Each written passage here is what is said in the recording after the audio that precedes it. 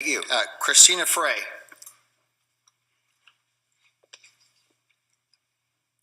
And I apologize, but again, I want to remind you, if we can keep it as narrow as possible. Thank you. I will do my best. Thank you. My name is Kristina Frey. I am a concerned parent, a proud public school parent. I am also privileged to be the president of our Washington Township Parent Council right now. So I also speak on behalf of many other parents here this evening who, for obvious reasons, often can't be here all afternoon and into the evening. I am speaking in opposition to this bill for 3 reasons. First is that excluding the military aspect of this bill is a solution in search of a problem. The second reason is that this bill, frankly, is not fully baked, not quite ready for prime time, and it needs some more work before it really goes further than this. And lastly, I oppose it because as a public school parent, I am opposed to anything that essentially takes public dollars and funnels them to private organizations. I do think of this as essentially a mini voucher program. To go through each of those points, solution in search of a problem. You've already heard some testimony. Schools are already doing this. There's no limitation on doing this in the law right now. And you've already heard some examples. If you have those 5 students who want to take Chinese, for example, or Mandarin, there are potentially programs out there for that. We don't need this to be run through the state, essentially taking that control away.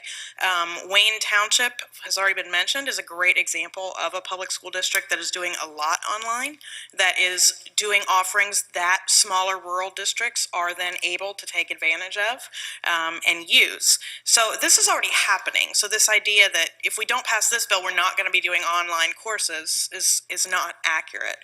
Our schools are already innovating without the need for, frankly, the hands of the General Assembly to get involved with it.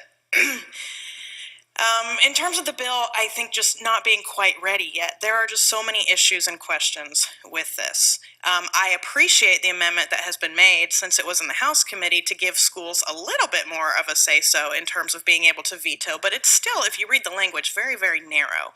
I have a huge concern about schools being able to sign off on the appropriateness of the courses.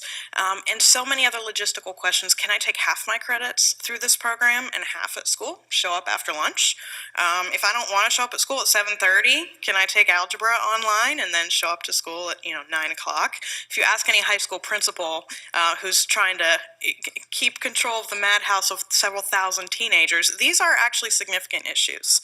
Although I certainly believe the Department of Education can do a reasonable job looking at these programs and vetting them, you look at the fiscal impact.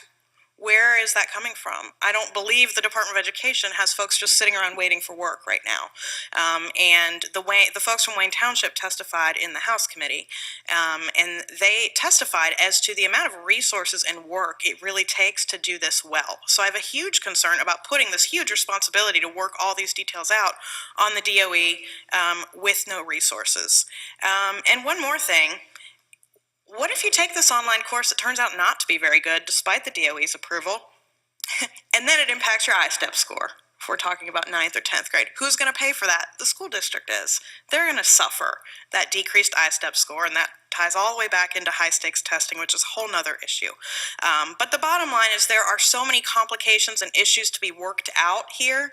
I don't think it's fair to put all that on an under-resourced DOE and to put that on the schools, because ultimately that's going to hurt the schools and it's going to hurt the kids that we're trying to help.